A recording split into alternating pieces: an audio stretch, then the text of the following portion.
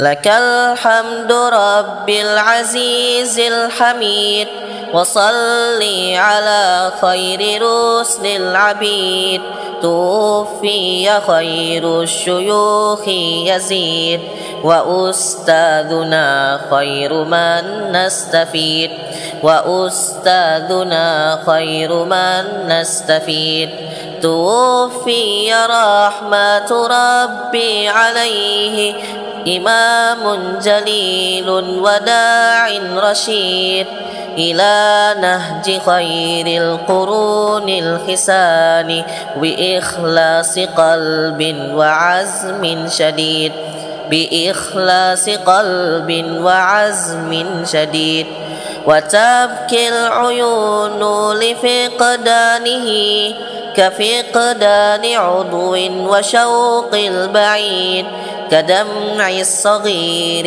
لذات الحنان كفقد البخيل لماس فريد كفقد البخيل لماس فريد وقد قدر الله ذاقت نفوس لموت فسبحان رب المجيد من الناس لاقي الإله محبا ولاقي الإله بقلب عنيد ولاقي الإله بقلب عنيد فأستاذنا من دعاة كرام عليم مرب وشيخ مفيد وكان حريصا لدعوات حق برغم العداء ولا لن يحيد برغم العداء ولا لن يحيد يجاهد ينشر فهما صحيحا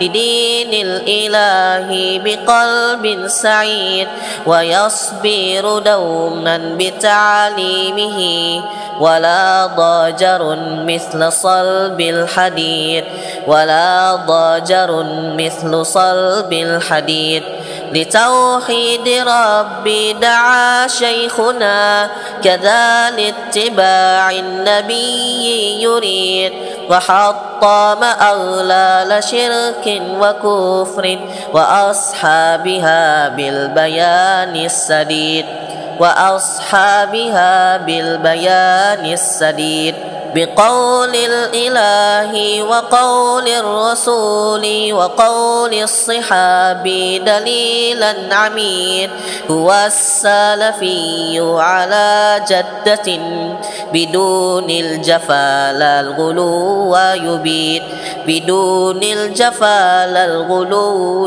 يبيد عسى الله يشي ثناء له عليه ويجزي بخير يسير ويفسح قبرا له بالنعيم بنور جنان وعيش رغيد بنور جنان وعيش رغيد يديم له علمه بيننا بطلابنا باجتهاد جديد ويجمعنا في نعيم الخلود ورؤية رب العزيز المجيد ورؤية رب العزيز المجيد.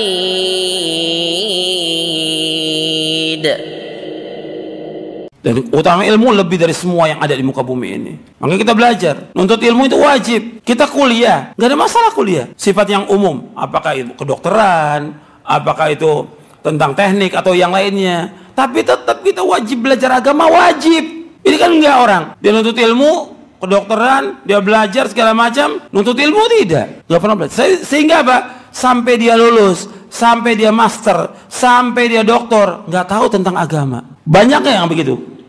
Banyak yang seperti itu, nggak tahu agama.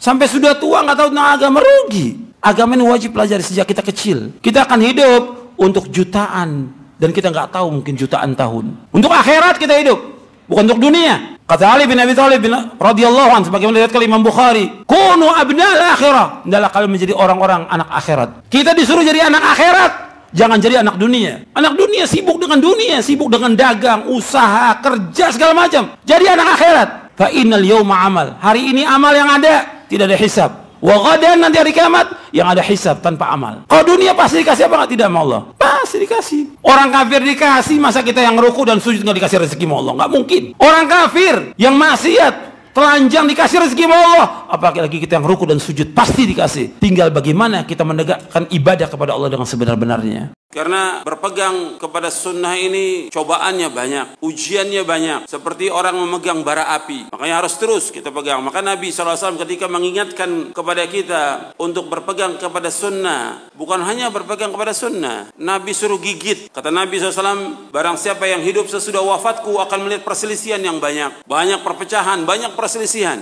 Maka Nabi memberikan solusi yang terbaik kepada umat Islam. Hendaklah kalian berpegang kepada sunnahku dan sunnah para khalifahku yang terpimpin dan lurus. Pegang erat-erat dan gigit dengan geram kalian. Artinya betul-betul kita terus belajar sunnah Nabi SAW. Nggak boleh berhenti. Terus kita nuntut ilmu. Terus kita belajar Al-Quran wa sunnah ala fahmi salaf. Kemudian kita berusaha untuk mengamalkannya. Dan mohon kepada Allah, mohon tolong untuk bisa mengamal. Kemudian setelah itu Nabi ingatkan, jauhkan diri kalian dari setiap perkara-perkara yang baru dalam agama. Karena setiap yang baru dalam agama adalah bid'ah dan setiap bid'ah sesat. Makanya untuk sempurnanya kita berpegang kepada sunnah, kita wajib menjauhkan bid'ah. Hidup di bawah naungan sunnah ini nikmat yang luar biasa. Antum merasakan kebahagiaan dengan nikmat sunnah ini. Antum merasakan ketenangan dan ketentraman dengan sunnah. Coba kalau nggak diberikan hidayah di atas sunnah. Ikut kelompok-kelompok yang sesat. Ikut aliran-aliran yang sesat. Ikut torekot-torekot yang sesat. Ikut hizib-hizib yang sesat. Atau yang lainnya. Nggak akan mengalami ketenangan dalam hidupnya. Nggak akan tenang. Makanya Allah berikan hidayah kita di atas sunnah, nikmat, nikmat. Kita sholat, nikmat. Kita hidup, nikmat. Kita baca Al-Quran, nikmat. Yang lain nikmat sudah. Dengan sunnah yang Allah berikan hidayah. Makanya antum banyak bersyukur kepada Allah diberikan hidayah di atas sunnah. Saya ingatkan kepada para dai dan ustadz yang masih membenci dakwah yang mulia ini. Yang memfitnah, menuduh dengan tuduhan yang kejam. Membohongi umat dengan cerita-cerita dan kisah-kisah yang bohong. Hendaklah kalian merasa takut kepada Allah. Ingatlah, kita semua akan dikembalikan kepada Allah Azza wa Jal. Esok hari, kalian akan berdiri di depan Allah yang maha perkasa. Amal-amal kalian akan dihisab. Dan kalian akan memikul dosa-dosa orang yang kalian sesatkan. Dan kepada saudara-saudara kami, yang alhamdulillah diberikan hidayah oleh Allah Ta'ala, yang mengikuti manhaj salaf yang benar, kami wasiatkan untuk terus berjihad menuntut ilmu syar'i. Belajar dengan sungguh-sungguh Al-Quran dan Sunnah menurut pemahaman salafus saleh. Berusaha keraslah untuk mengamalkannya dengan ikhlas dan ittiba. Mengikuti contoh Rasulullah SAW. Dan bersabarlah atas semua cobaan, ujian, fitnah, dan gangguan. Berdoalah kepada Allah Azza wa Jalla, semoga Allah memasukkan kita ke surganya. Amin. Tahu kisah Ustaz Yazid dulu di Serbu tahun 98. 1000 pemuda preman. Sampai rumah beliau hancur. Alhamdulillah beliau diselamatkan belakang oleh para polisi. Kalau enggak meninggal semuanya satu keluarga. 1000 pemuda bawa parang, bawa golok, bayangkan. Subhanallah. Tapi dakwah harus jalan terus, Mas. Tidak akan pernah berhenti insya Allah. Imma sunnah ini tegak atau kita wafat di atas iman dan Islam. Alhamdulillah. Jalan terus, nggak usah khawatir. Yang pertama, ada orang yang meninggalkan sholat sama sekali. KTP-nya Islam dan semua urusannya Islam sudah, ya. Dikhitan dia dikhitan, tapi nggak sholat. Nanti ketika mau nikah baru ya, ngurusin lagi, ditanya KTP-nya Islam. Ketika meninggal juga ditanya lagi, ini mau dikuburkan di mana? Di pemakaman kaum muslimin, padahal dia nggak pernah sholat, sama sekali nggak sholat. Ada atau tidak yang seperti ini? Ada atau tidak? Ada. Ada, terjadi yang seperti ini. Ada yang meninggalkan sholat, yang 5 waktu dia tinggalkan. Semua ditinggalkan. Dia mengerjakan sholat selama setahun itu hanya 2 sholat. Idul Fitri, Idul Adha. Supaya dia bisa lebaran. Gitu. Diakui oleh kaum muslimin bahwa saya Islam, boleh lebaran. Ada tidak yang seperti itu? Ada.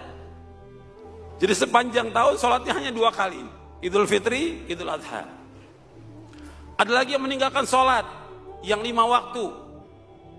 yang dikerjakan seminggu sekali. Sholat apa? Jumat. Yang 5 waktu ditinggalkan, nggak sholat. Tapi Jumat dia sholat. Ngakunya Islam. Ada juga yang mengerjakan sholatnya dalam sehari dia 3 kali. 3 kali. Yang dikerjakan oleh dia yaitu sholatnya yang pertama asar, yang kedua maghrib, yang ketiga isya. Subuh dan zuhur hilang. Atau ada yang mengerjakan zuhur dikerjakan, maghrib dan isya dikerjakan. Yang hilang subuh sama asar. Karena asar sedang sibuk-sibuknya dia kerja mau persiapan pulang. Ada yang mengerjakan seperti itu. Ada juga yang dia mengerjakannya 4 kali dalam sehari. Zuhur, asar, maghrib, isya. Subuhnya nggak pernah. Ada nggak yang seperti ini? Banyak. Tiap subuh mesti lewat. Kadang-kadang dia sholat juga. Kapan? Matahari sudah terbit. Ya nggak sah, nggak diterima. Ya tiap hari terlambat nggak boleh. Kalau sekali-kali terlambat boleh. Kalau sekali terlambat, Nabi SAW pernah terlambat sekali. Ketika safar, pulang perang yang luar biasa, capeknya luar biasa. Nabi sudah menyuruh sahabat untuk jaga. Ternyata semuanya tertidur karena capek. Akhirnya bangun menjelang matahari mau terbit. Disuruh Bilal azan. Setelah azan, karena matahari mau terbit, tunggu sampai matahari agak tinggi. Setelah matahari agak tinggi, sudah baru sholat qobliyah subuh 2 rakaat. Baru setelah itu qomat, sholat berjamaah, sholat subuh. Sekali. Cuma sekali itu terjadi. Dan riwayat yang sahih. Kalau umat Islam sekarang beker ada, HP ada, semuanya ada, bisa dia untuk bangun, tapi nggak bangun juga. Bahkan juga ya Allah Subhanahu wa taala menciptakan di antara makhluknya ayam. Itu kokoknya ayam itu membangunkan orang untuk sholat malam dan juga sholat subuh. Yang punya ayamnya nggak sholat. Kokok ayam berkali-kali dari mulai jam 3, jam 2 sudah kokok. Jam 3 kokok. Kemudian jam 4 juga nggak bangun dia. Sudah matahari terbit baru bangun. Ini terjadi dan banyak terjadi. Jadi ikhwan fillah, jazakumullah, ini dianggap masalah ringan dan dianggap nggak ada masalah oleh kaum muslimin. Padahal ini masalah besar. Kematian udah. Yang paling besar nasihat kematian. Karena banyak kita memberikan nasihat kepada orang, karena nggak sadar orang itu, tetap aja melanggar lagi, bahkan berbuat dosa lebih besar lagi. Dia lihat sendiri itu, mayit itu terbujur, nggak bisa lagi melakukan apapun juga dia. Itu nasihat yang paling baik, ya kematian. Makanya para ulama menyebutkan al-mautu akbaru wa'idhin. Dan kita dinasihati oleh banyak orang di sekitar kita yang meninggal depan, banyak orang. Itu mesti kita mengambil ibrah. Maka dikatakan oleh sahabat Abdullah bin Mas'ud radhiyallahu an yang diriwayatkan oleh Imam Muslim, as-sa'idu man wu'ida bi ghairihi. As-sa'id, orang yang bahagia, orang yang dinasihati dengan yang lain. Banyak tetangga kita, teman kita, orang lain yang dia meninggal dunia. Itu nasihat buat kita. Agar kita ini bertaubat kepada Allah, agar kita kembali kepada Allah, agar kita melaksanakan tauhid, menjauhkan syirik, melaksanakan sunnah, menjauhkan bidah, melaksanakan sholat yang 5 waktu berjamaah. Dan yang lainnya, amal-amal soleh, bersedekah, berinfak. Karena kita nggak tahu tentang akhir kehidupan seorang. Maka kita dikasih waktu oleh Allah, kita bisa ke masjid, bisa ngaji, bisa nuntut ilmu, bisa apa saja. Ini Masya Allah, ini nikmat dari Allah. Gunakan kesempatan ini untuk melakukan kebajikan sebanyak-banyaknya dan menjauhkan perbuatan dosa dan maksiat. Ini ada pertanyaannya gulu, tapi saya harus jawab. Antum dengarkan, Ustadz mohon nasihat. Siapa yang harus kita ikuti setelah antum dan Ustadz Abdul Hakim? Ini pertanyaan gulu, berlebih-lebihan. Banyak dai, antum nggak perlu pada saya Ustadz Hakim. Kita manusia biasa, kadang benar, kadang salah. Yang diikut siapa? Rasulullah SAW. Ustadz yang lain banyak yang antum bisa belajar selama mereka berpegang kepada Quran wa sunnah ala fahmi salaf. Tadi saya bawakan perkataan Muhammad bin Sirin, inna hadzal ilma dinun fanduru amman ta'khuduna dinakum. Antum jangan gulu. Ini makanya ada sebagian orang menuduh antum yang ngaji sama saya, sama Ustadz Hakim, ta'assub fanatik, nggak mau terima dari yang lain.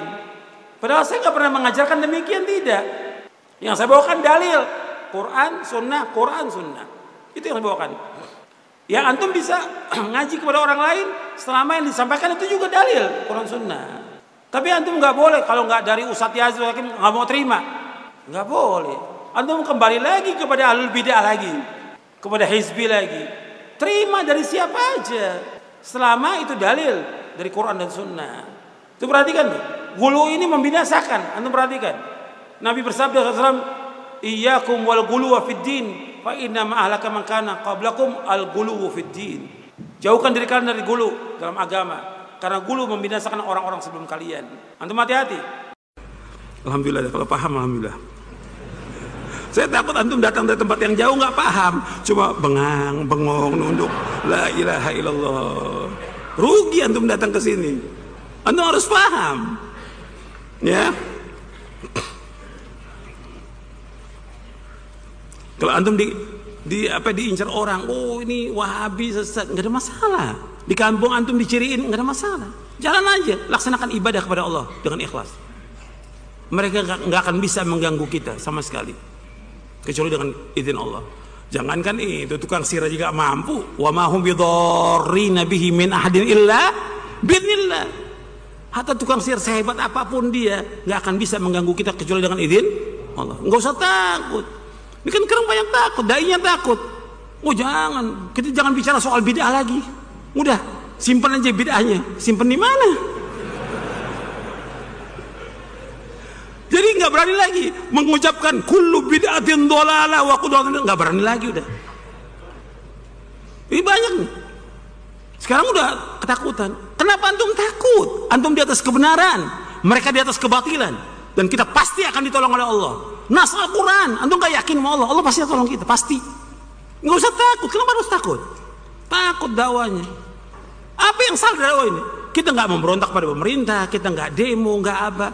Justru bangsa ini dan negara ini bersyukur dengan dakwah salam. Barokah yang ada dengan sebab dakwah ini. Kita ngajak orang untuk apa? Untuk beribadah kepada Allah.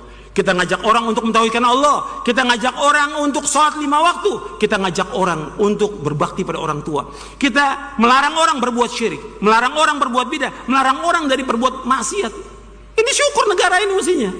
Bangsa ini syukur karena dengan dakwah ini barokah negara ini. Maka nggak bisa ditinggalkan dakwah ini. Barokahnya negara ini, barokahnya bangsa ini dengan adanya dakwah yang hak ini, Al-Quran wa Sunnah ala fahmi salaf. Jelas sampai sini? Jangan tinggalkan zikir. Zikir ba'da sholat, zikir pagi, zikir sore, zikir mau tidur. Antum jangan tinggalkan. Zikir itu benteng kita dari gangguan setan. Dan juga zikir itu menguatkan hati kita dan hubungan kita kepada Allah. Zikir itu menenangkan hati kita. Zikir itu juga menambah ganjaran dan pahala. Antum zikir, jangan tinggalkan terus zikir. Zikir terus setiap hari. Karena Allah menyuruh kita untuk berzikir sebentar, sedikit atau banyak. Ya ayyuhalladzina amanu dzkurullaha dzikran katsira wasabbihuhu bukratan wa asila. Wahai yang beriman, berzikir kepada Allah dengan zikir yang banyak. Bertasbih kepada Allah pada pagi dan sore. Perhatikan tuh, zikir jangan tinggalkan. Allah berfirman, kullu nafsin dha'iqatul maut wa innama tuwaffawna ujurakum yawmal qiyamah faman zuhziha 'anil nari wa udkhilal jannata faqad faz wa mal hayatud dunya illa mata'ul ghurur. Setiap jiwa pasti akan mati dan sesungguhnya akan disempurnakan ganjaran kalian nanti pada hari kiamat. Barang siapa yang dijauhkan dari api neraka, dimasukkan ke dalam sorga, maka dia adalah orang yang sukses. Wa mal hayatud dunya illa mata'ul ghurur. Dan tidaklah kehidupan dunia melainkan kehidupan yang menipu. Antum ingat tuh ayat itu, bahwasanya menurut Al-Quran orang yang sukses, orang yang menang, orang yang berhasil adalah orang yang dimasukkan oleh Allah ke dalam sorga, dijauhkan dari api neraka. Ukuran dunia bukan ukuran sukses. Orang dapat titel, dapat kedudukan, dapat jabatan, punya rumah yang besar, punya mobil yang banyak, punya perusahaan yang banyak, itu bukan sukses. Makanya dia berusaha siang dan malam melaksanakan syariat Islam ini agar dia masuk surga, bukan dunia. Dunia nggak ada arti apa-apa. Dunia ini kata Nabi Muhammad SAW lebih jelek daripada bangkai kambing. Dunia nggak ada harganya meskipun hanya seberat sayap nyamuk. Kalau seandainya dunia ini berharga meskipun hanya seberat sayap nyamuk, maka Allah nggak akan berikan minum meskipun hanya seteguk kepada orang kafir. Orang beriman, hidup ini digunakan terus untuk ibadah kepada Allah. Habiskan waktu kita untuk ibadah kepada Allah. Yang kita cari sorga, semua niatkan karena Allah, bukan mencari dunia. Dunia pasti akan datang dan pasti akan dikasih. Allah berfirman, wabtaghi fi ma ataqallahu daral akhirah wa la tansa nasibaka minad dunya. Dalam surah Al-Qasas Allah mengatakan, hendaklah kamu cari apa yang Allah sediakan bagi kamu di akhirat, cuma jangan lupa dunia. Tapi tujuan kita akhirat. Dunia tetap wajib kita cari. Orang cari nafkah, kerja, usaha, wajib. Gak boleh bergantung pada orang lain. Tapi tetap hidupnya dia, seluruh waktunya dia untuk ibadah kepada Allah, untuk mencari sorga. Tinggal dia harus pandai-pandai mengatur waktu. Batu tiruna hayat dunia, bahkan kalian lebih utamakan kehidupan dunia, padahal akhirat lebih baik dan lebih kekal jutaan kali dari dunia. Tapi kenapa orang-orang mengejar dunia? Sekarang ini ayolah Bapak Azzaqullah, karena kesyirikan merebak ya, harus terus diulang nih masalah tauhid ini, harus terus diulang. Ya, bukan satu orang ustadz, satu orang dai, tidak, semua dai harusnya membahas sehingga orang faham. Mereka melakukan demikian karena kebodohan mereka, karena ketidaktahuan mereka, dan disesatkan oleh siapa?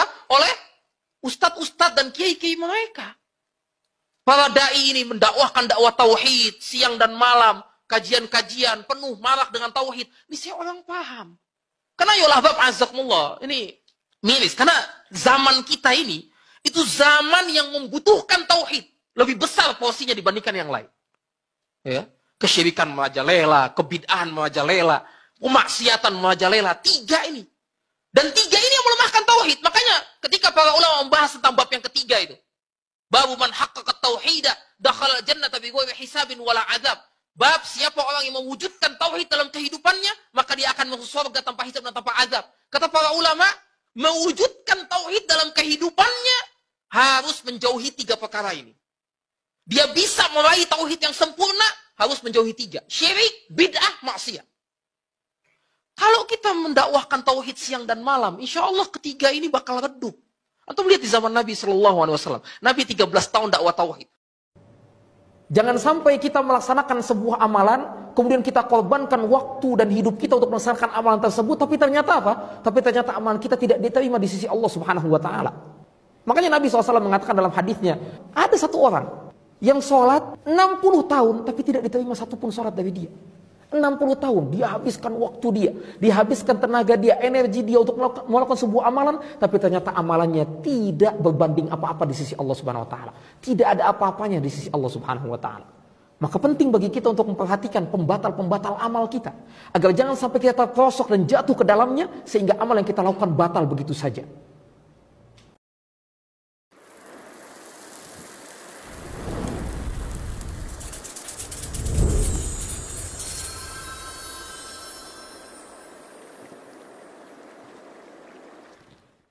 السلام عليكم ورحمة الله وبركاته. الحمد لله وحده والصلاة والسلام على من لا نبي بعده أما بعد. إخواني dan akhawati, di antara dampak maksiat adalah kemaksiatan minanam binih, kemaksiatan yang semisalnya.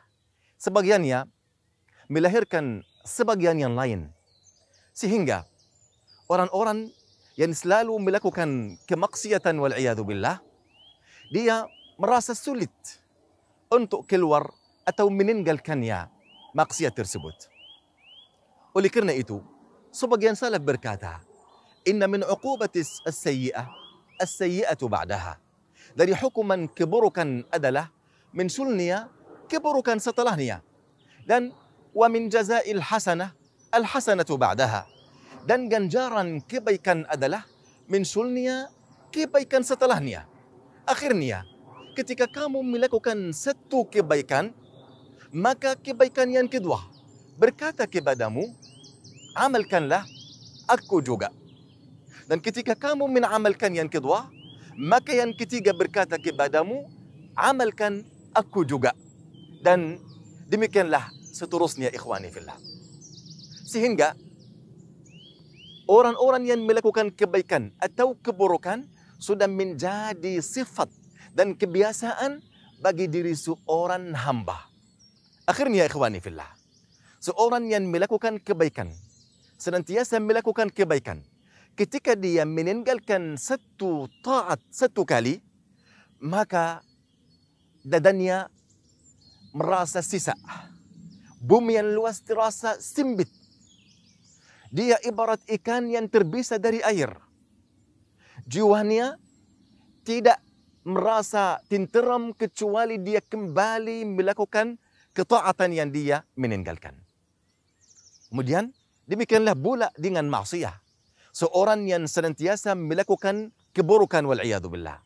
Ketika dia meninggalkan satu keburukan satu kali, maka dadanya merasa sisa.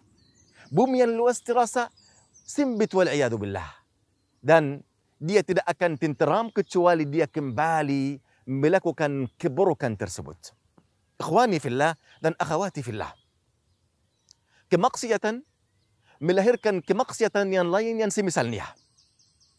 Lihatlah kepada balasan Allah Subhanahu wa taala kepada orang-orang yang melakukan kebaikan dan orang-orang yang melakukan keburukan wal'iyadu billah. Ketika ada seorang hamba senantiasa melakukan kebaikan kepada Allah Subhanahu wa taala hingga dia mencintai, memintinkannya, kemudian dia membiasakannya, maka Allah Subhanahu wa taala menutus para malaikat dengan rahmatnya untuk menolong, menanjurkan dan mendorongnya supaya dia melakukan kebaikan selalu. Kemudian demikianlah pula dengan maksiat. Ketika ada seorang hamba yang durhaka, yang senantiasa melakukan keburukan, hingga dia mencintai, membiasakan wal'iyadu billah kemaksiatan, hingga Allah Subhanahu wa taala menutus bara syaitan-syaitan untuk menolongnya, mendorongnya supaya dia senantiasa melakukan keburukan tersebut wal'iyadu billah.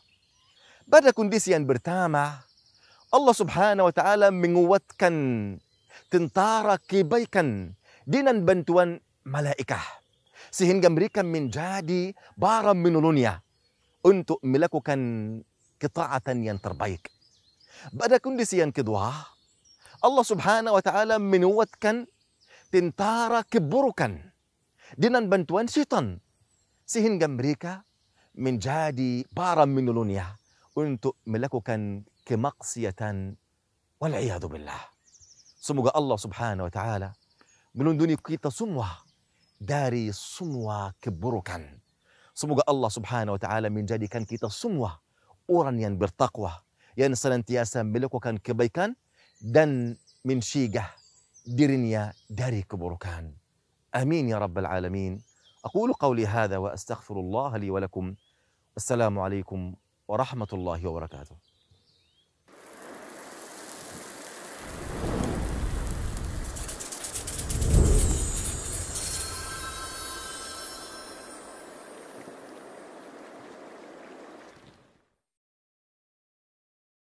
Sampai kata Nabi SAW, wanita manapun yang patuh sama suaminya, seluruh malaikat di langit, semua bintang-bintang yang ada di langit termasuk bulan dan matahari, bahkan hewan-hewan yang ada di lautan beristighfar untuknya.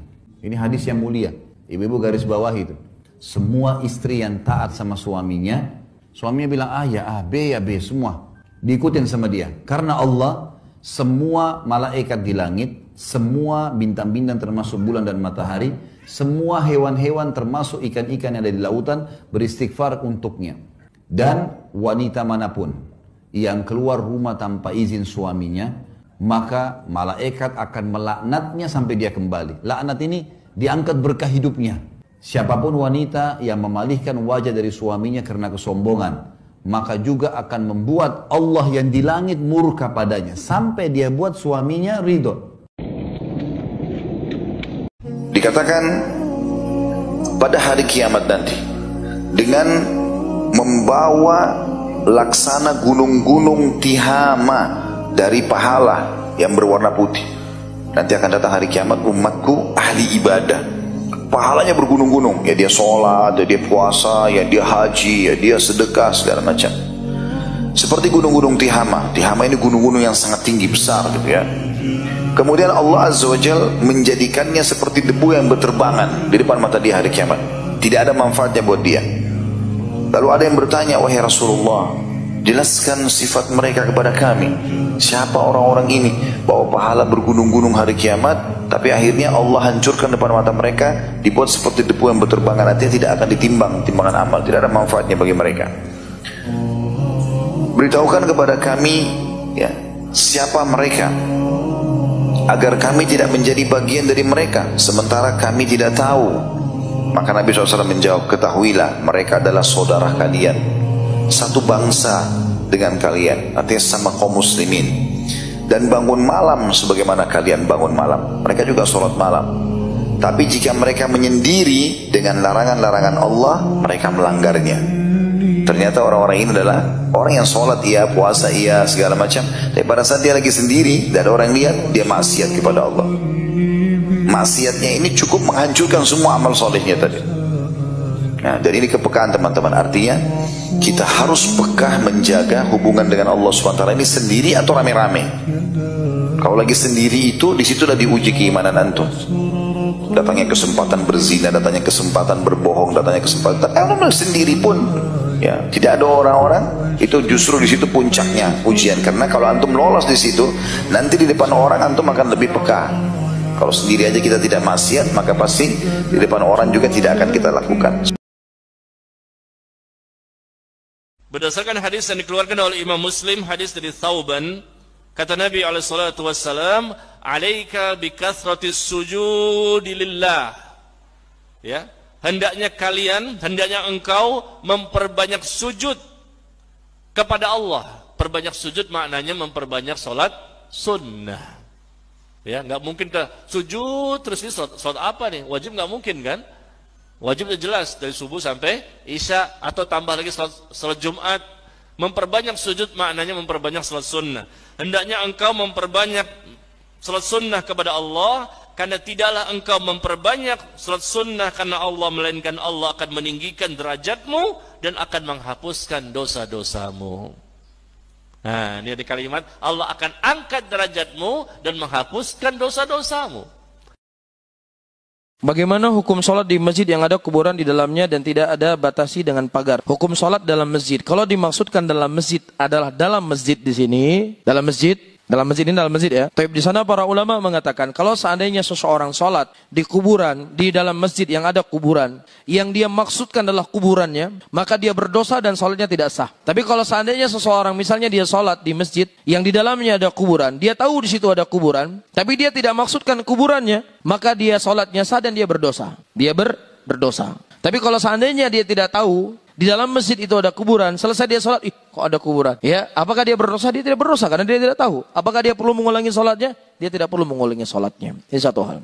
Hal yang kedua, kalau seandainya kuburannya tidak di dalam masjid tetapi di perkarangan masjid, apakah boleh sholat di situ? Perkara ini perkara yang diperselisihkan oleh para ulama Islam. Sebagian para ulama mereka mengatakan bahwasanya dinding masjid itu sudah cukup pemisah antara kuburan dengan masjid, sudah cukup. Nabi kita Muhammad SAW, dinding masjid dengan rumah beliau satu dinding. Di antara dalil yang menunjukkan terkadang Aisyah menyisir rambut Nabi SAW dari kamar beliau, dan Nabi berada dalam masjid. Berarti satu dinding antara masjid Rasulullah dengan kuburannya, dan antara rumah beliau yang kemudian dijadikan kuburan. Ketika meninggal Rasulullah SAW dan meninggal Abu Bakar dan meninggal Umar, dikubur di dalam kamar Aisyah radhiyallahu taala anha yang memisahkan antara Masjid Nabawi dengan kuburan Nabi apa? Dinding kan. Kalau seandainya itu tidak mencukupi, maka tentunya para sahabat Rasulullah, Abu Bakar setelah meninggal Rasul, atau Umar setelah meninggal Abu Bakar, atau Khalifah Utsman bin Affan akan menambah tembok yang lainnya. Tetapi tidak diketahui mereka menambah tembok yang lainnya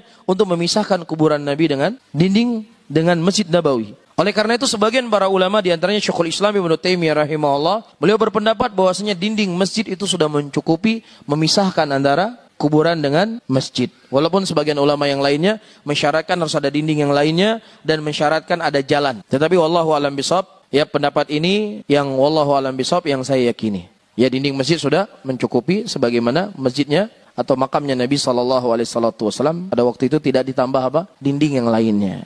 Karena cinta ini kan berbuah amal, berbuah dekat dengan Nabi SAW. Kalau antum bilang, mana dalil yang melarang? Dalil melarang banyak. Wa may yushaqiqir rasul min ba'di ma tabayyana lahul huda wa yattabi' ghayra sabilil mu'minin nuwallihi ma tawalla wa nuslih jahannam wa sa'at masira. Siapa yang menyelisihi Rasul setelah jelas baginya petunjuk. Kan jelas nih petunjuknya. Hari-hari 12 Rabiul Awal di masa Nabi saja jadi Rasul 22 tahun. 22 tahun sejak jadi Rasul, jadi Nabi di Makkah, tidak pernah dilalui dengan apapun peringatan dan perayaan. Kemudian sahabat ijma' di masa mereka melewati hari-hari itu. Bahkan Rabiul Awal di dalamnya terdapat kejadian yang luar biasa. Tidak pula mereka melaluinya dengan baik peringatan, perayaan, acara, ritual dan sebagainya. Wa yattabi' ghaira sabilil mu'minin, dan mengikuti jalan selain jalan orang-orang beriman. Para ahli tafsir menyebut al-mu'minin di sini adalah as-sahabatu radhiyallahu anhu. Nah, jalan sahabat dah jelas? Jelas, terang. Mereka adalah pertama orang yang paling mencintainya. Yang kedua, mereka sepakat tidak merayakannya. Ada lagi yang lebih jelas daripada itu. Nah, akibatnya apa? Nuwallihi ma tawalla wa nuslihi jahannam wa sa'at masira. Ini dalil yang jelas melarang.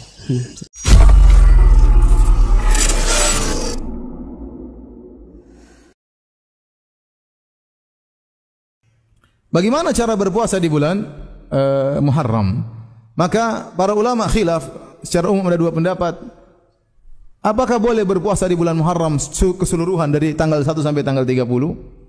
Sebulan penuh sebagaimana puasa di bulan Ramadan? Maka ada dua pendapat, ada yang mengatakan tidak boleh. Nabi tidak pernah sallallahu alaihi wasallam tidak pernah puasa sempurna sebulan penuh kecuali bulan Ramadan. Maka tidak boleh kita berpuasa hari terbanyak di bulan Muharram. 20 hari oke, 25 hari oke, 27 hari oke. Tapi jangan 30 hari, jangan sebulan penuh. Ini pendapat pertama. Pendapat kedua, ini pendapat yang lebih kuat bahwasanya boleh berpuasa sebulan penuh di bulan Ramadan. Karena Nabi mengatakan sebaik-baik puasa setelah Ramadan puasa bulan Muharram. Nabi menggandingkan antara bulan dengan bulan, itu tidak? Bulan Ramadan puasa sebulan penuh atau tidak? Sebulan penuh. Maka Muharram juga puasa sebulan penuh. Dan ini pendapat yang dipilih oleh banyak ulama ya. Oleh karena saya lebih condong pada pendapat ini, boleh berpuasa di bulan Muharram sebulan penuh. Kalau tidak mampu sebulan penuh, sebanyak mungkin. Sebanyak mungkin. Ustaz, apakah dengan kita berpuasa sebulan penuh bukan termasuk larangan puasa dahar? Puasa yang tiap hari? Bukankah sebaik-baik puasa adalah puasa Daud? Kata Nabi SAW, afdalus siyam siyamu Daud alaihissalam. Kana yasumu yauman wa yuftiru yauman. Sebaik-baik puasa adalah puasanya Nabi Daud alaihissalam. Beliau puasa sehari, berbuka sehari. Oleh karenanya Abdullah bin Amr bin Al-As waktu minta izin kepada Nabi SAW untuk berpuasa setiap hari, maka Nabi bilang jangan. Dan Nabi mengatakan lebih baik kau puasa sehari, berbuka 2 hari. Kemudian berpuasa sehari, berbuka 2 hari. Kata dia, ini utiku aktsara min dzalik. Ya Rasul, aku lebih mampu daripada ini. Akhirnya kata Nabi SAW, sum yauman wa aftir yauman. Puasalah sehari, berbukalah sehari. Kata dia, ya Rasulullah, aku lebih mampu daripada ini. Kata Nabi, tidak ada yang lebih baik daripada ini. Yang terbaik itu puasa sehari, berbuka sehari. Itu yang terbaik. Makanya Nabi melarang puasa dahar. Puasa dahar itu puasa tiap hari. Nah, bagaimana? Kita bolehkah berpuasa tiap hari di bulan Muharram? Yang benar boleh. Yang dilarang dengan puasa dahar yaitu puasa tiap hari selama setahun. Puasa tiap hari selama setahun, itu yang dilarang. Adapun kalau kita waktu tertentu kita berpuasa berturut-turut, tidak jadi masalah. Contoh sederhana, puasa Ayyamul Bid. Kita puasa tanggal 13, 14, 15 berturut-turut atau tidak? Berturut-turut. Contohnya seorang ingin puasa di awal hari Dzulhijjah, tanggal 1 sampai tanggal 9 berturut-turut, boleh kata para ulama. Waktu-waktu tertentu. Contohnya seorang puasa bayar kafarah, syahraini mutatabi'ain, puasa 2 bulan berturut-turut, enggak ada masalah. Ya. Contohnya bulan Ramadan, puasa berturut-turut ya. Jadi yang dilarang adalah puasa berturut-turut selama sampai setahun. Adapun kita mengkhususkan pingin puasa sebulan penuh di bulan Muharram, maka ini diperbolehkan.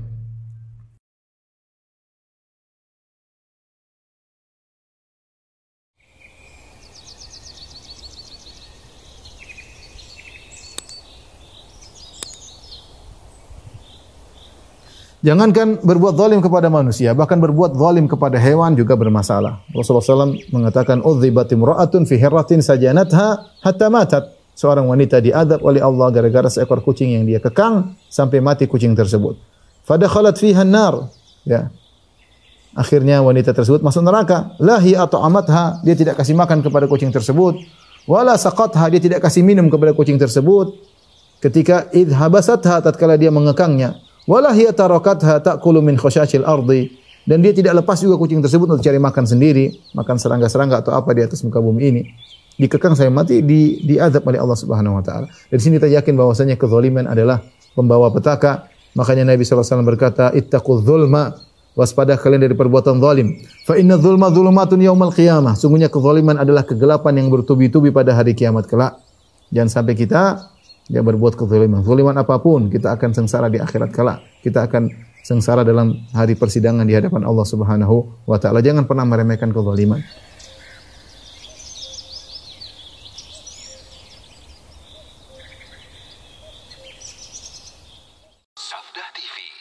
Kadang ibu, kita kalau masuk ke restoran suka ada di pintunya itu tulisan raja-raja pakai bahasa Arab. Katanya ini buat penglaris. Kita katakan, maaf, yang melariskan barang dagangan Bapak ini raja ini atau Allah? Dia akan menjawab apa? Allah, bukan raja. Bukan. Terus ngapain pakai raja? Jawabannya selalu begitu, Pak. Cuma syariat doang. Syariat siapa? Orang yang memakai penglaris karena ada keyakinan bahwa itu bisa melariskan. Dan ini jelas kesyirikan, saudaraku seiman, rahimani wa rahimakumullah jami'an.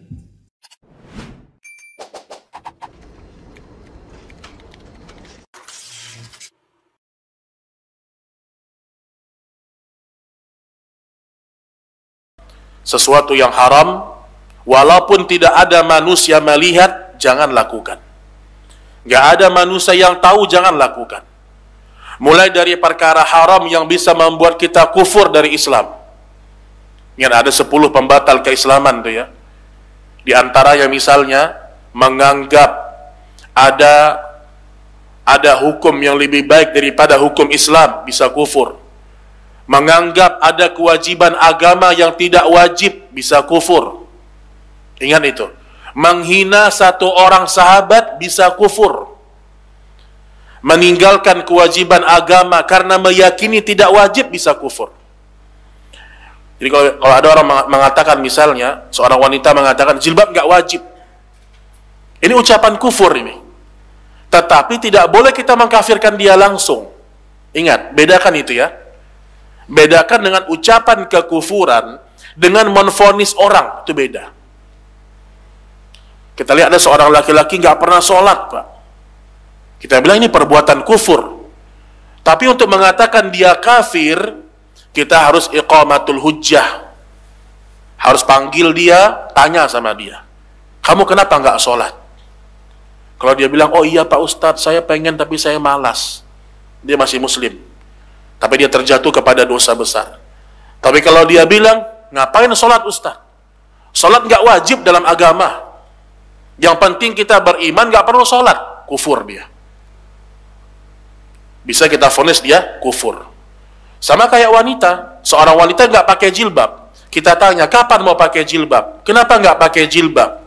Terus dia bilang, iya Pak Ustaz, doakan supaya saya mampu pakai jilbab. Jadi dia masih muslimah nih Pak. Dia masih mengakui kewajiban jilbab. Tapi kalau dia sudah terang-terangan mengatakan saya nggak mau pakai jilbab, syariat apa itu? Nggak wajib, nggak perlu. Kufur. Hati-hati. Makanya batasan-batasan yang diharamkan Allah ini hati-hati. Termasuk dosa-dosa. Puasa Senin dan Kamis. Ini coba dirutinkan teman-teman sekalian. Dan ada satu kata kunci rahasia dalam ibadah, yaitu dipaksakan. Dan Allah meminta kita untuk menambah amal dan derajat kita di surga dengan 2 hari saja. Senin dan Kamis. Kita masih punya Selasa, Rabu, Jumat, Sabtu, Ahad. Masih ada 5 hari yang lain. Dan waktu Nabi SAW ditanya, kenapa anda berpuasa Senin dan Kamis ya Rasulullah? Kata Nabi SAW, karena pada 2 hari ini laporan amal diangkat kepada Allah. Dilaporkan, dan aku ingin pada saat amalku dilaporkan, aku sedang berpuasa. Dan kalau anda berpuasa 2 hari setiap pekan, Senin Kamis dan terusnya, maka 1 bulan kita punya 8 hari, dari 30 hari sebulan itu sudah safe, aman, tertulis ibadah puasa. Dan puasa ini teman-teman amal yang paling besar pahalanya. Di antara sunnah Nabi SAW pada saat puasa adalah sahur. Kata Nabi SAW di dalam sebuah hadis yang sahih, tasahharu fa inna fis sahuri barakah. Sahurlah kalian, karena pada sahur itu ada berkah. Sahur, saudaraku seiman, bukan berarti harus makan makanan yang besar, yang padat, sehingga membuat kita jadi ngantuk, malas beribadah. Kita akhirnya tidak mau sholat subuh berjamaah di masjid. Kata Nabi SAW, sebaik-baik makanan kalian pada saat berbuka puasa adalah kurma. Dan sebaik-baik makanan kalian pada saat sahur adalah kurma.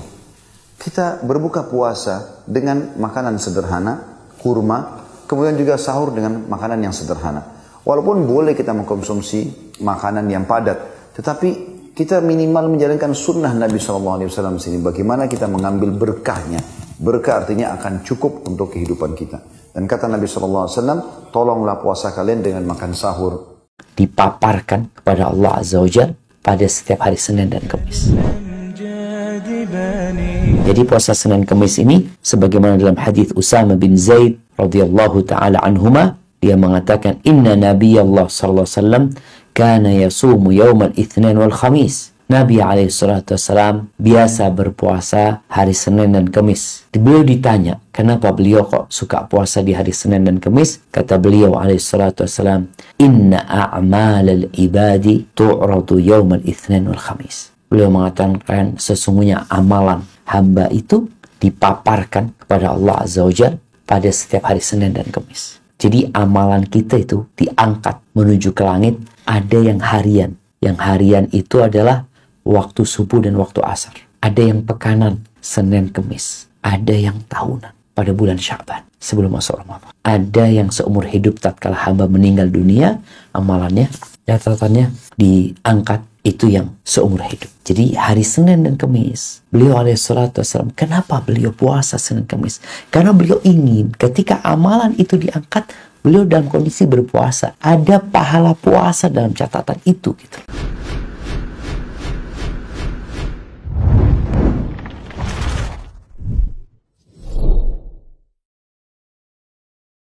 Dalam persepsi sebagian besar masyarakat kita, pekerjaan paling mentereng adalah ASN atau PNS. Sehingga bagi mereka yang sudah lolos seleksi pekerjaan ini, dicap sebagai mantu idaman. Makanya tak heran, tiap tahun selalu banjir pelamar dari bidang ini.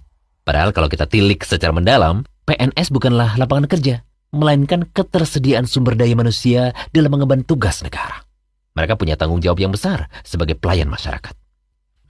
Namun, di zaman yang kian modern ini, tak sedikit yang mengidamkan punya profesi di bidang lain. Seperti ahli marketing atau keuangan, ahli IT, ahli kesehatan, data scientist, atau bahkan supply chain management. Nah, dari sekian banyak jenis pekerjaan tadi, manakah pekerjaan terbaik dalam pandangan syariat Islam yang mulia ini? Coba simak hadis berikut ini. Dari Rifa'ah bin Rafi' radhiyallahu anhu, Nabi SAW ditanya mengenai mata pencaharian yang halal. Nabi SAW menjawab, amalan seseorang dengan tangannya dan setiap jual beli yang diberkahi. Hadis riwayat Al-Bazar, Al-Hakim, dan Ahmad. Syekh Shu'aib Al-Arnaud mengatakan bahwa hadis ini hasan dilihat dari jalur lainnya. Dari hadis tadi kita bisa mengambil pelajaran bahwa yang pertama kali disinggung mengenai pekerjaan terbaik adalah pekerjaan dari hasil kerja tangan sendiri. Dalam hadis lainnya disebutkan, tidaklah seseorang memakan suatu makanan yang lebih baik dari makanan yang ia makan dari hasil kerja keras tangannya sendiri. Karena Nabi Daud alaihissalam dahulu juga makan dari hasil kerja keras tangannya. Hadis riwayat Bukhari dari Al-Miqdad.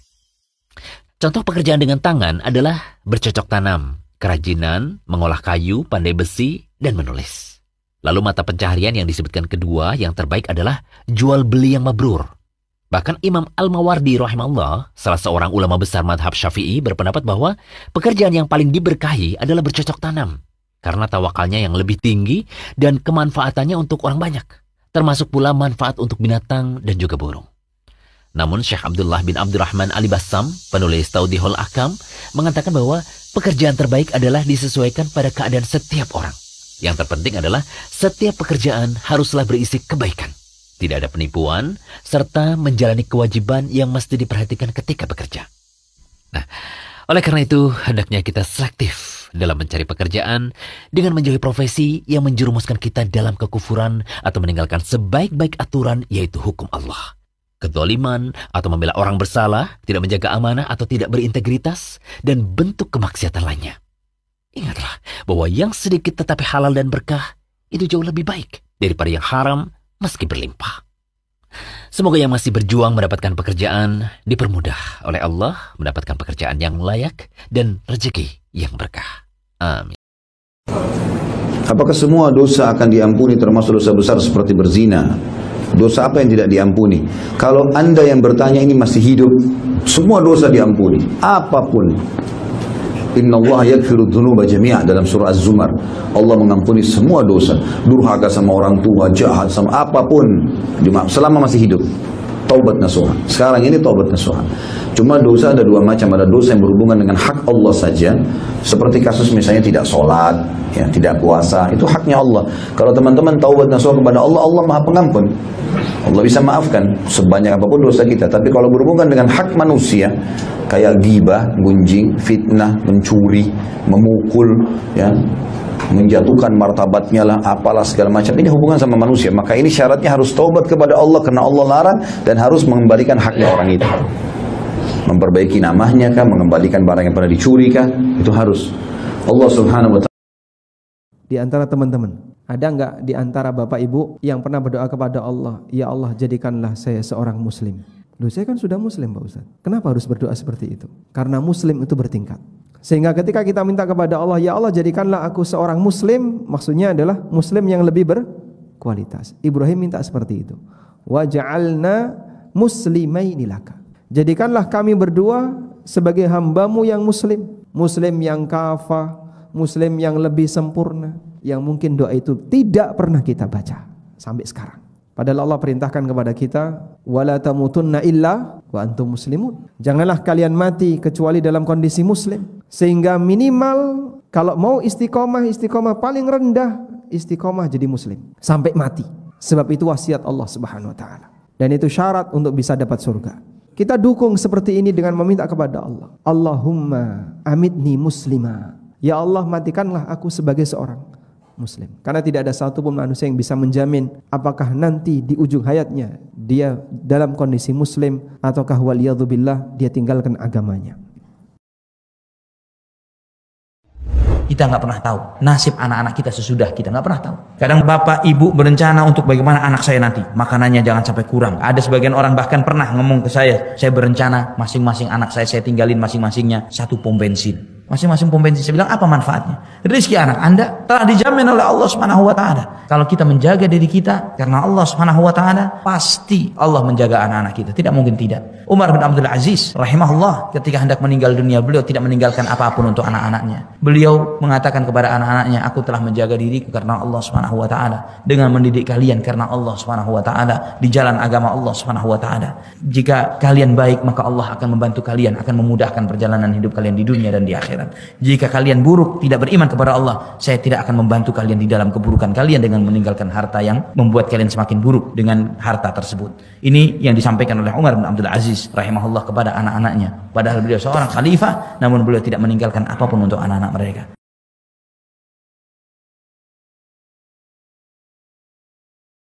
Ana punya kebiasaan buruk di pagi hari. Setelah sholat subuh melakukan tilawah dan zikir pagi. Namun setelah itu ana tidur lagi. Karena kalau nggak tidur lagi, ana ngantuk saat melakukan aktivitas di kantor. Mohon nasihatnya Ustaz. Yang mau tidur setelah subuh, tidurlah setelah matahari terbit. Artinya nunggu matahari terbit, antum mau istirahat, mau 15 menit silahkan. Tapi jangan sebelum matahari terbit. Karena itu termasuk waktu yang berkah, jamaah. Rasul SAW itu duduk di tempat sholatnya, selesai sholat subuh, berzikir, nggak beranjak dari sana sampai kapan? Sampai matahari terbit, baru beliau pulang. Sallallahu alaihi wasallam. Jadi usahakan seperti itu. Kemudian kalau bicara, kalau nggak tidur lagi, anak ngantuk saat melakukan aktivitas di kantor. Ini karena kebiasaan saja. Antum tinggal rubah kebiasaan antum.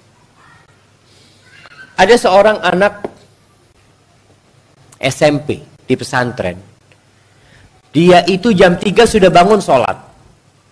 Kemudian tidak tidur lagi kecuali setelah zuhur. Dia ditanya oleh seorang wartawati. Dia seorang gadis. Tanya, anti nggak ngantuk ketika di kelas? Kan anti dari jam 3 nggak tidur. Baru tidur lagi setelah zuhur. Apa kata remaja ini? Awal-awalnya ngantuk. Tapi setelah itu terbiasa. Jadi perlu pembiasaan saja. Karena ada orang, anak kalau nggak tidur subuh Ustaz, aduh di kelas ngantuk Ustaz. Nah, anak tidur subuh aja ngantuk di kelas Ustaz.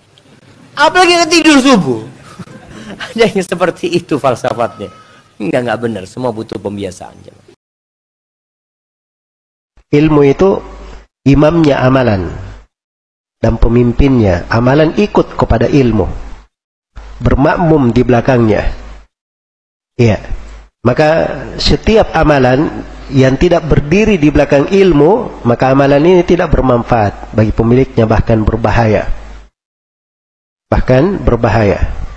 Karena itu kata sebagian as-salaf, man abadallaha bighairi ilm kana ma yufsidu aktsara mimma yuslih. Siapa yang beribadah kepada Allah tanpa ilmu, maka apa yang dia rusak akan lebih banyak daripada apa yang dia perbaiki. Iya. Ini penting ya. Itu diketahui oleh seorang mukmin. Jangan dilihat seorang, oh Masya Allah ini dia giat, rajin mengajak manusia pergi sholat. Iya. Dia Masya Allah senang berzikir, banyak berdoa. Tapi kalau tidak pernah belajar, dia membangun amalannya di atas apa kalau tidak pernah belajar? Nah, ini yang menjadi masalah di tengah manusia. Dia masuk di dalam amalan dan tidak pernah mempelajarinya. Akhirnya banyak merusak. Ya, apalagi ingin berdakwah tetapi tanpa ilmu. Ya, ayo keluar mengajak manusia, lakukan khuruj. Ya. Terus apa yang kamu mau sampaikan kepada manusia? Nanti saja, ilmu itu datang sendiri di tengah jalan. Ya, Masya Allah. Dia cuma keluar saja, tidak pernah belajar, ilmunya datang sendiri. Datang dari mana? Nah, ini semuanya metode keliru di dalam apa? Di dalam berdakwah. Nah, ini seorang muslim jangan membangun kehidupannya di atas hal yang seperti ini. Dia belajar sebelum berucap dan beramal. Sebelum berucap dan beramal. Kalau masalah niat orang, ya, mungkin banyak orang yang niatnya itu bagus, ikhlas. Tapi niat yang baik itu tidak cukup. Harus dibangun di atas apa? Amalan yang salih, yang membenarkan amalan tersebut. Ya, sesuai dengan petunjuk Nabi. Karena Nabi SAW bersabda, man amila amalan laysa alaihi amruna fahuwa raddun. Siapa yang beramal di atas sebuah perkara tidak dibangun di atas tuntunan kami, maka amalan tersebut adalah amalan yang tertolak.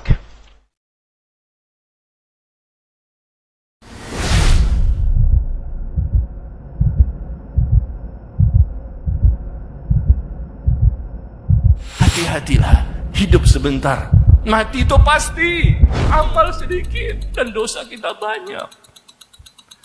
Mati itu pasti. Amal sedikit dan dosa kita banyak. Lalu bagaimana kita tidak merasa takut kalau nanti ternyata datanglah malaikatul maut untuk mencabut nyawa? Subhanallah, berjuta-juta manusia mereka melalang buana mencari kebahagiaan dengan harta, dengan kedudukan, dengan sesuatu yang pasti sirna dan pasti ditinggalkan. Tapi mereka lupa bahwa kebahagiaan yang sejati itu ada di dalam dada. hati yang suci, hati yang bersih, yang beriman kepada Allah, yang selalu yakin dan takut, cinta, harap kepada Allah, dan dia selalu beribadah. Itulah orang yang paling berbahagia. Semoga Allah menjadikan kita seperti itu. Yang berkurang harta dengan riba, Bapak Ibu, perhatikan dengan baik. Dengan sedekah tidak berkurang harta Anda, pasti bertambah. Ini yang berkata bukan saya, Allah Jalla fi'ulah, yang membuat Anda semua, yang membuat saya, dan membuat alam semesta ini. Apa yang dikatakan Allah? Yamhaqullahu riba wa yurbis sadaqat. Allah hancurkan riba, tetapi Allah kembangkan zakat. Kalau ingin hancur harta Anda, silakan lakukan riba, silakan.